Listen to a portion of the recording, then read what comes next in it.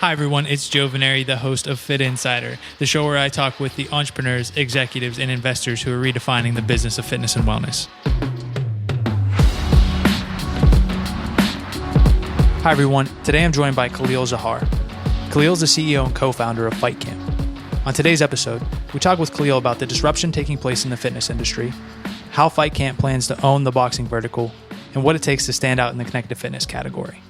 I had a great time chatting with Khalil, and I hope you enjoy listening. Let's get into it. Khalil, welcome to Fit Insider. Thanks for joining us today. Thanks a lot for having me, Joe. Definitely, we're excited to have you. And to kick things off, can you tell us a little bit about how FightCamp got started, where you guys are today, and what you're working on? Yeah. So FightCamp is an interactive home boxing gym. It basically comes with everything you need to start boxing. So freestanding bag, pair of gloves, workout mat. And the special sauce is two motion sensors that we developed. They go on your wrist. They recognize the type of punch you throw that measures the speed of your punches. And you're basically following classes that are built by some of the best boxing trainers in the country. And every time that there's a new round happening, you actually have a punch goal to hit. And then you can compete against yourself, your previous score, and also other members on the platform. That's incredible. So you're bringing the boxing experience into the home, giving people both the technology and the content to be able to do these workouts on their own. Is that right? Yeah, that's correct. And basically there's levels to it too. So you start with the beginner classes, you develop your technique, you learn the stance, and then you move to intermediate, and then you move to advanced. And all of that is basically coming with other pieces of content that are more related to the boxing culture. There's a certain challenges and sprints, we call them sprints, that you can take over time to try to improve your overall ranking. And yeah, basically, we're trying to reproduce the experience that you would get at a, traditional boxing gym and, put it in people's homes.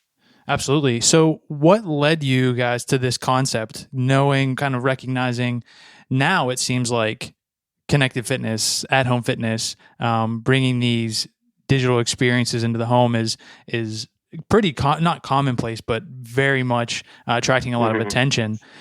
Did you see this coming, or how did you get to where you are now? We started with a completely, different focus. We actually started focusing on the technology piece only, and we developed these motion trackers that we use with FightCamp, but we developed them under a different umbrella. It was called Hixel. And, essentially it's the same company, but with FightCamp, we reuse the tech and then, launch the content layer on top of it.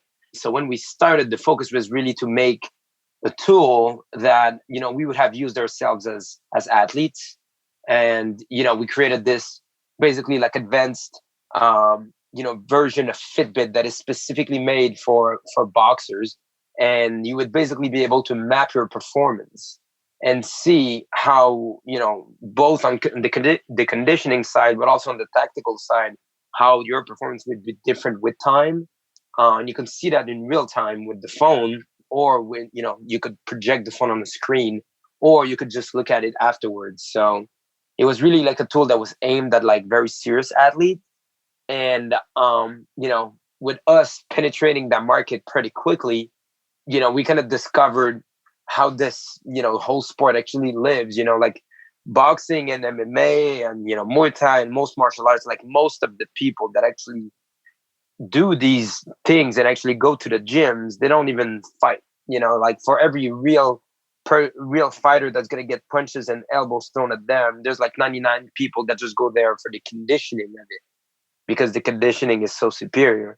So we kind of got dragged in this fitness angle, almost like, by default, by just focusing on the top level of the sport. And so originally you were thinking about serious athletes, boxers, fighters in the gym, and now looking at it, your target market, or would you say that's the kind of casual exerciser who's looking at boxing as more of a fun way to stay fit than somebody who's going to compete or ever even step foot in a boxing ring? Absolutely. And on top of that are, like really looking at their home as being the next place where in the next 5 to 10 years they'll get their workout in and they'll get in shape. that's probably one of the biggest change that happened over the last 5 years as well, is, the amount of people that are increasingly having a harder time hitting the gym, but not wanting to give up on their fitness routine. That has increased tremendously. Like 20 years ago, people would just grow up and stop exercising. Like that would become just an option that most people wouldn't do, especially past a certain age. Now, like people don't want to stop exercising because they have more responsibilities and because they have kids and because they move to the suburbs. People still want to, keep exercising on a regular basis, stay healthy, stay in shape. So that's definitely like a cultural shift that, 20 years ago, I don't think these solutions were, as much in demand. Like home fitness in itself was a lot more geared towards the people that, were almost like too ashamed to hit the gym, and that's really not the customer today. Like the people that are buying these products are, not out of shape necessarily. Like some of them are, but it's the same customer type that you would see going to the gym. Right. You see, when you look across the landscape now, it's the things that you're hitting on. Really, convenience is a huge factor. You're looking at both the technology that enables, someone like FightCamp to bring this into the home, the innovation, and then the content piece of that, which also didn't really exist. I mean, you had at-home workout DVDs or classes and videotapes and all those sorts of things, but now the interactive nature of the content is also creating a world that's totally different, like you said, than even 5 years ago. Correct. Yeah, absolutely. A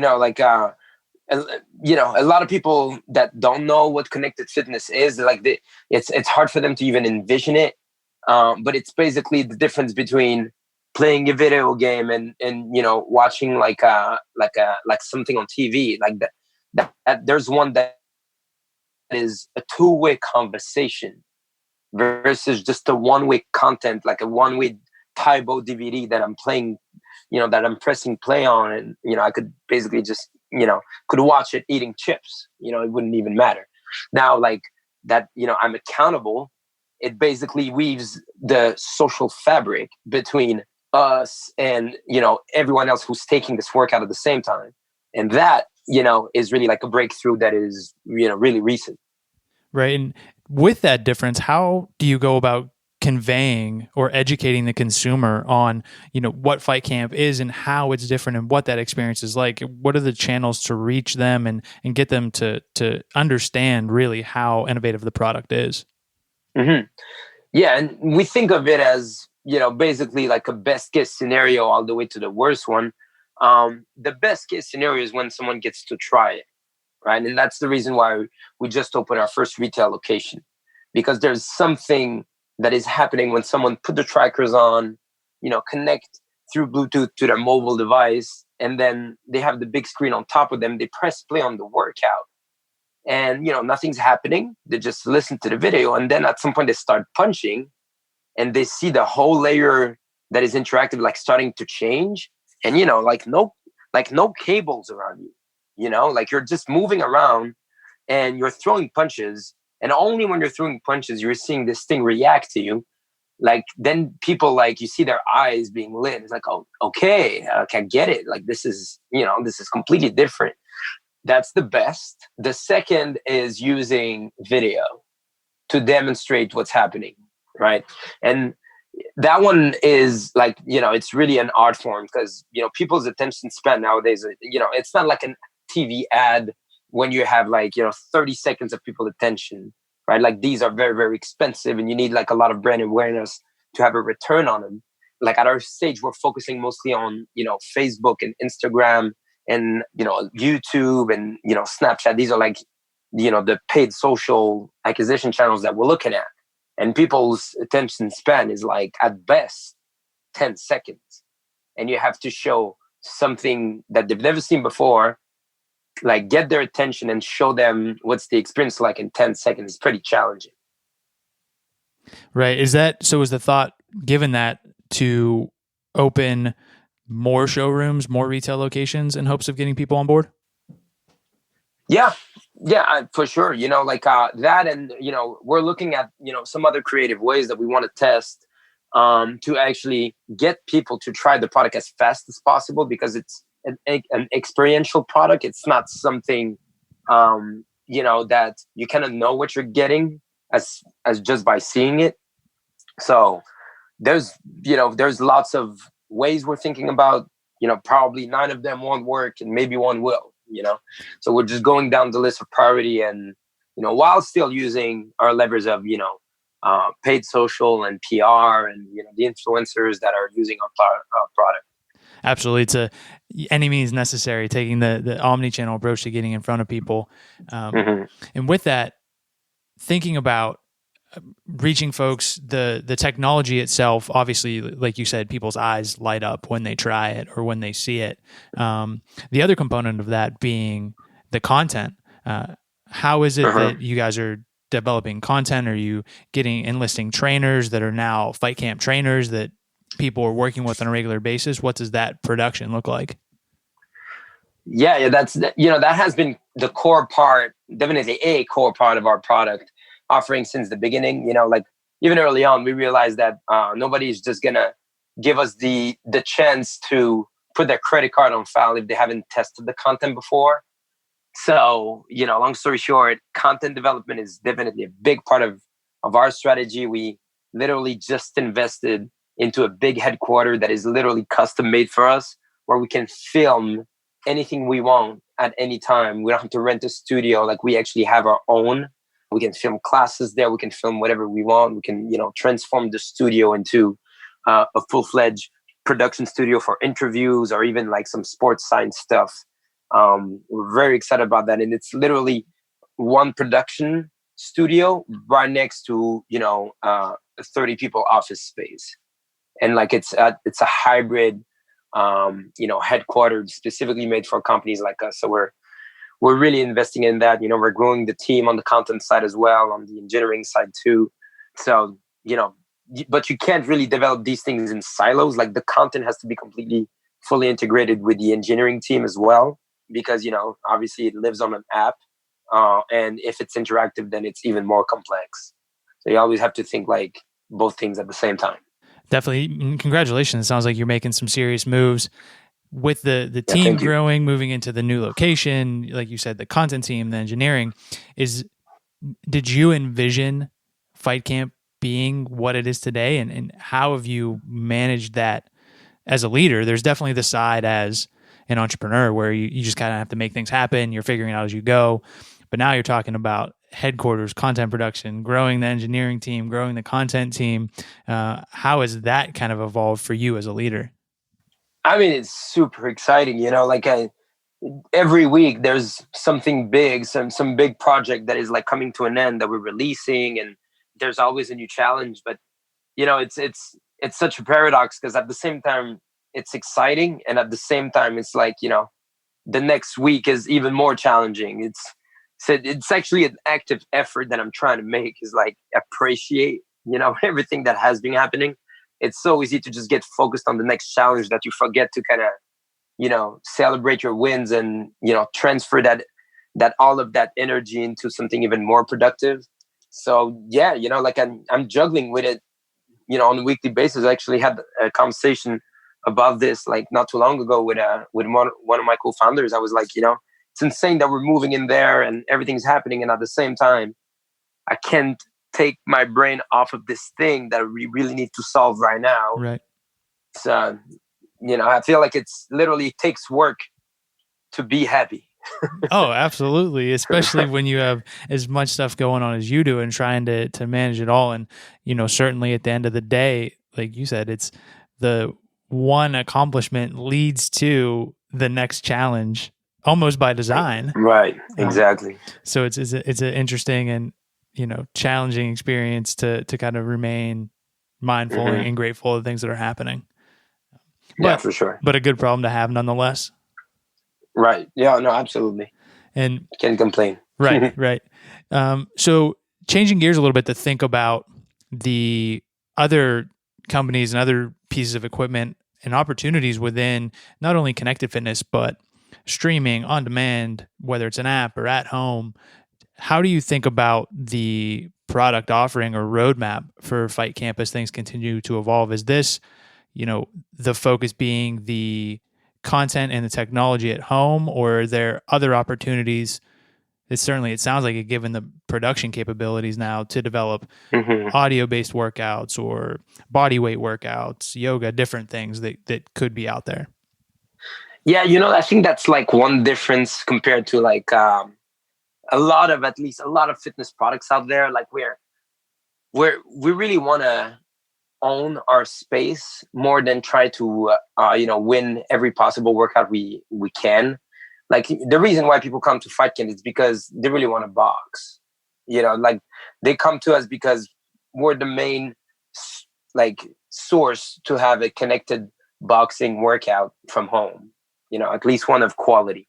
So if anything, we want to cement our position within the martial arts market more than anything else. And boxing in itself has a lot more things to it than just the heavy bag. So there's, different equipment, different types of workout, different challenge concepts within this ecosystem itself before we even think of going elsewhere.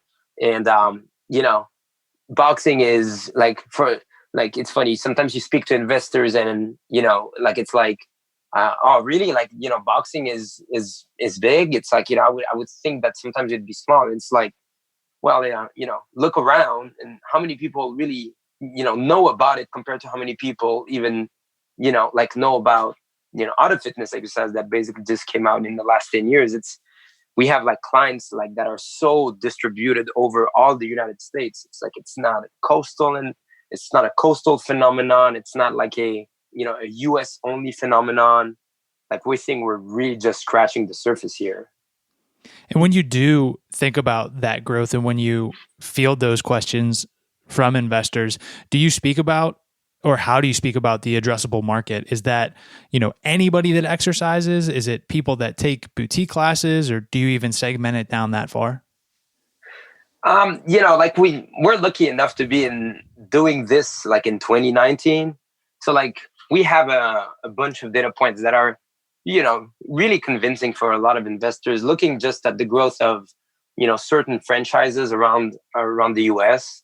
Like in 2015 alone, like in the top 10 franchises, the top 10 growing franchises, like two of them, one of them was kickboxing, the other one was boxing, and they were like in the top 10 fastest growing franchise, like all industries combined, like food, clothing, you name it, So, that's, if you can't trust my word for it, which, obviously, you doubt, then you have these guys that are expanding super fast, and, you don't even have to look at what they say, but as much as, how fast they expanded. That's one indicator. The other indicator is really the growth of this, it like literally around their own circle. And like there's more and more people that know someone who boxes just for fitness. Like this is a growing phenomenon that is not only present in the press, but just in people's surrounding. So it's becoming increasingly easier for these investors to kind of feel like, like I'm already seeing the trend. I can't put a number on it, which, 5 years ago was a little different. It was a little bit harder, especially like 5 years ago in Silicon Valley, where, like fitness is not necessarily like this, you probably have a higher chance talking about like the expansion of big data or like some type of, like 5 years ago, specifically like AI or wearable were like, a big thing. So people believe a lot more in that trend, even though, other things are happening in the rest of the country. So, I'm thankful that I'm doing this now instead of like 5 years ago. Yeah, the timing couldn't be better, and the opportunities within the space, like we've talked about, are incredible. On the topic of, what investors might have to say about the various trends now, you can point to, like you mentioned, the different franchises and gyms that they're growing as a kind of representative of this. Mm-hmm. How is it that and because I imagine, putting myself in the room and having had similar conversations, the types of questions they might ask when the conversation turns to, well, couldn't X company do this? Couldn't so-and-so develop this technology? How do you guys respond to that? So that's actually one that we have less to deal with now, Really? because of our past, right? Because like of, why cannot another company do this? Well, it's because, we had the tech to start with. So it's a lot easier to explain why we have a competitive advantage. Is like, our first product that we developed was specifically the technology piece that we're reusing for our, concept. And, like it took 3 years of R&D, with people from, with people in machine learning and signal processing from the University of Toronto and McGill University to come together and work on this thing, acquire more than 30,000 motions from top level athletes. Like just that in itself was like an investment to finally have, professional athletes use this for the first time, like in history. You point me to another team that can do that, then, then we can talk. So that was a lot easier. It used to be harder when we were raising money to even manufacture the product, like the first, version of the tech that we sold to the pro athletes. Like now that, so many people of that caliber have used the tech, they make the link a lot faster with like, okay, this is their competitive advantage. Is their, they basically were able to build this same team that built this product and literally reusing the same product for FightCamp. So, I understand why someone would have a harder time catching that. Yeah, it must feel good and validating to have done that, and early on saying to them, listen, if it was that easy, somebody would have done it by now, but we're the ones that are doing it and have continued to do it. And also at the same time saying, listen, boxing is going to be huge. We're going to be the ones that when all of this plays out, who are in the right place now and have been working at it. So certainly validating to have those conversations and see where you guys have gotten to. Yeah. And don't get me wrong. There's always going to be, a fair amount of skeptics, like everywhere. Like, I feel like it's, until like, even you look at like people, the way they talk about Peloton today, like in the media, like they're still skeptical of this company's legitimacy, which is like, insane to me knowing what I know about the company, like this, they basically revolutionized their own vertical of connected fitness, and still they're getting highly criticized. I think like until you're, and even I think when you're a Netflix and an Apple, I think people are like, they're about to fail. It's just a constant thing that I think people will try to predict. And it's always easier to say someone is going to fail because your chances of success in startups is so low that you're probably right a lot of the times. But, the tough part is trying to be right, about someone's success. Yeah. Yeah. It's and also much easier to criticize than to be the one in there doing it. Of course. Yeah. You mentioned Peloton. Obviously, there's different changes that they have set off in the industry, validating the concept of connected fitness in general. And now that has given way to the conversation around, is this the end of physical gyms? Is this the end of boutique studios? Will we see a similar kind of e-commerce running up against physical retail? Do you think it's a competition between these things, or is fitness broad enough that they will all exist in some way? So I think that for sure, like gyms will still be around for the simple reason that not everyone will ever have the space for these products.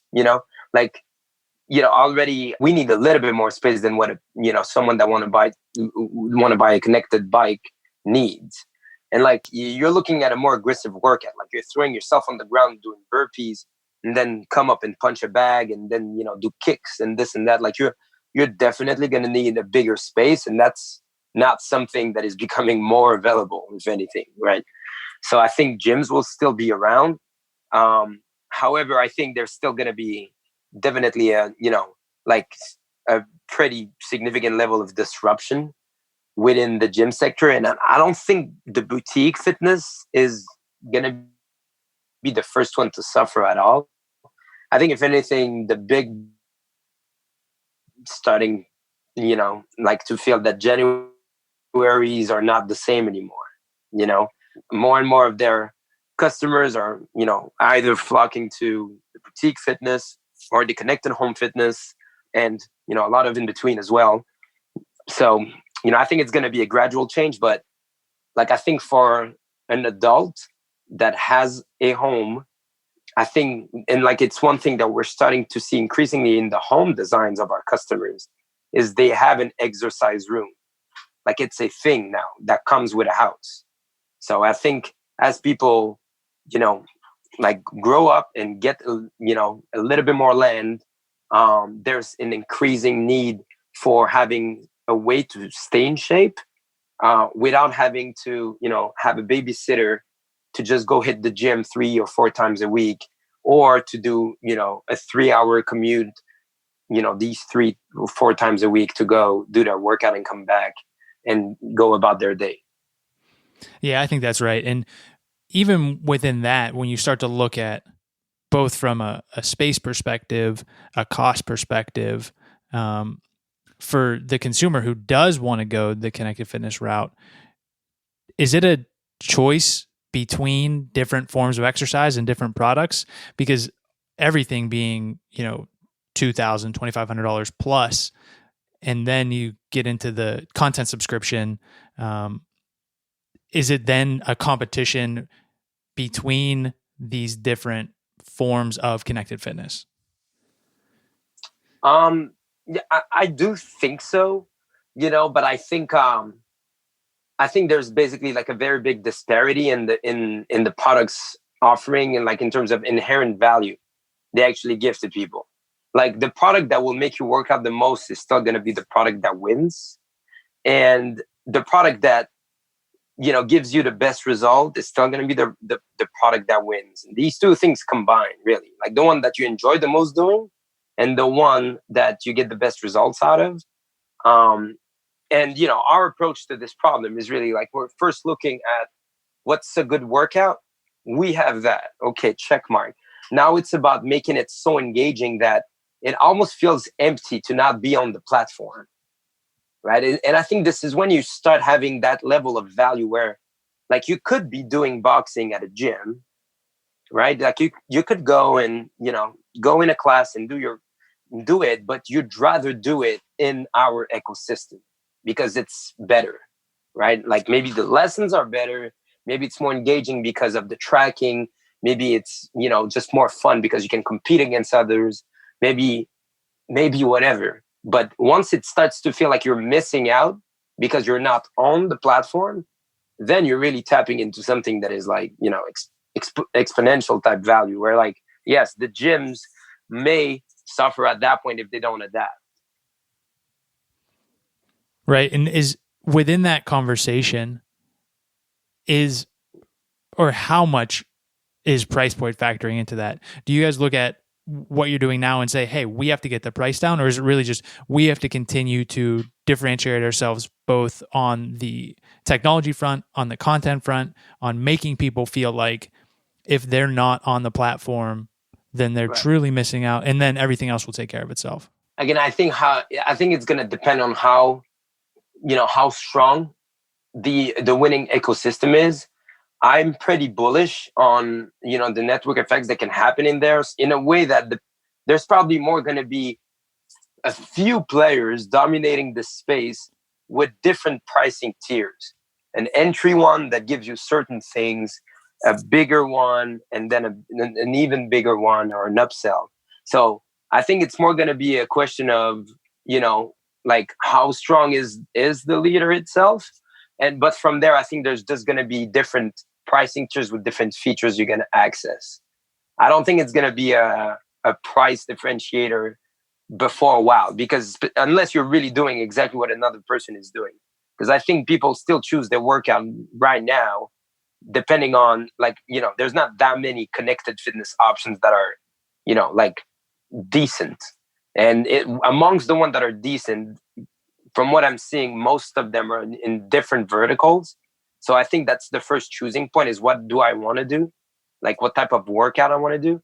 And then from there, like, people may start, like, flocking from one another. But, I think it's really about, like, first vertical ownership, And within that, then you're going to have different pricing tiers, right? And I think it's the same thing in like boutique fitness. Yes, you do have like the class pass phenomenon, but I think that these products like are really good at like, making you invested in them and then really keeping you in there. So, like I don't know if that answers your question, Oh, no, but absolutely. you're right. I don't think it's a price thing. I don't like, the way people spend on fitness, just right now is pretty insane. It's like a huge expense. I think if you're, your product experience and your brand experience is strong, like it's not like you're going to ask them to pay more. Like literally these connected fitness products, especially if you use the financing that, we offer, it's pretty competitive with your gym subscription. Yeah, I think it's an incredible insight and really valuable, because I don't know that, given that the category is still young and like you said, there aren't that many options. A lot of folks aren't having the conversation around the pricing tiers. What are the upsells? How does it look in terms of the competition?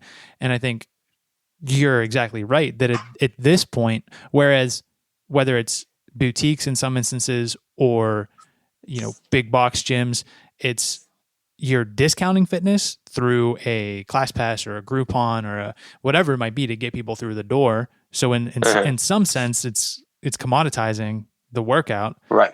And on the big box gym side, it's certainly devaluing the experience when you say we're just going to cut prices to be the lowest price person. Where connected fitness can say completely on the opposite end of that is, how do we produce the best experience, the best content, the best technology to deliver the best results, because we're being measured on results, not on how much you're spending. Yeah, and like a big difference between these products and the gyms is that our business models are just fundamentally different.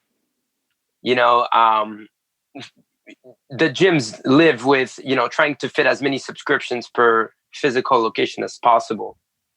Now that's like the overall gyms, right? But it's pretty known that like Planet Fitness, for example, like overbooks their gyms and basically assumes that their members are not going to hit the gym. Now you go in the boutique fitness market, it's better because they actually have a per class subscription. Not subscription, but a per class price, right? So they're trying to fit as many people per class, but at least their incentive is directly aligned with the one from the customer. Like if the people show up because they like your workout, you're getting paid, right? And from our standpoint, it is the same as well with with the subscription angle of it, right? There's like you have the pause and cancel at any time, but if people don't use your product, it's especially because it's connected, like your ecosystem that you're trying to develop around the content, it's gonna suck. Like even if you're a big company, there's not gonna be a lot of actual users on the platform, and that reduces a lot the overall value of your ecosystem in itself, which then someone might as well want to change. So we're basically like aligned with the customer using our product as much as possible, because this is where a company becomes the strongest. As like with with a big box gym, it's a little bit of the opposite, right? Like you're trying to get as many bookings, but you can't have too many people using your location. Otherwise, it's the experience deteriorates with your usage. Right, and I think all incredible insights. It's aligning your interests with the interests of the consumer ultimately. And if you're producing the outcomes that they want to see, they're going to continue coming back. And so you're incentivized to continue doing that versus just getting them to re-up regardless of the outcome. Mm-hmm.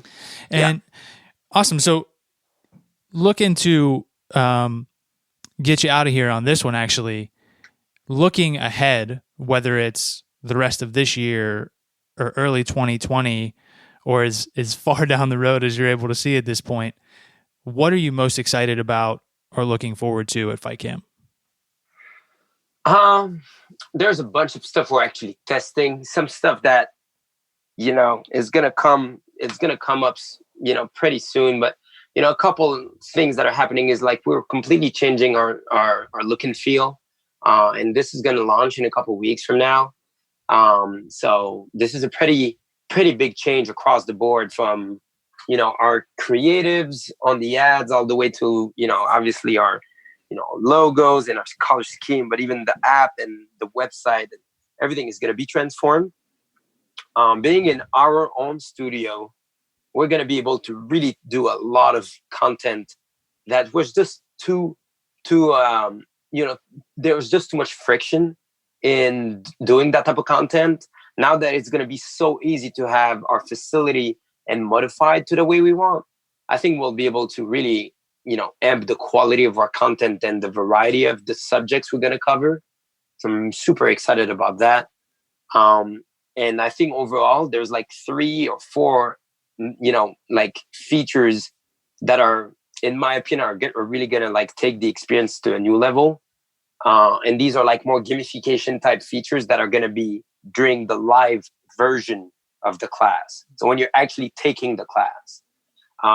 And I think it's going to steer away even more from the type of product experience that we already know are out there. So I'm super excited about testing these things and doubling down on, what works the most. And I think we're going to, I'm very hopeful for a very strong 2020. Yeah. And certainly a lot to look forward to, which makes me even more grateful for you taking a few minutes to tell us about FightCamp. And we'll definitely be looking forward to, tracking the progress, everything from the new branding to the new features, just so many incredible things you all are working on. So just really grateful for you taking a few minutes today. Thanks a lot for having me, Joe. Really love the conversation. Yeah, I appreciate it. Have a good one. Thanks. Thank you. You too. Thanks everyone for listening to today's episode.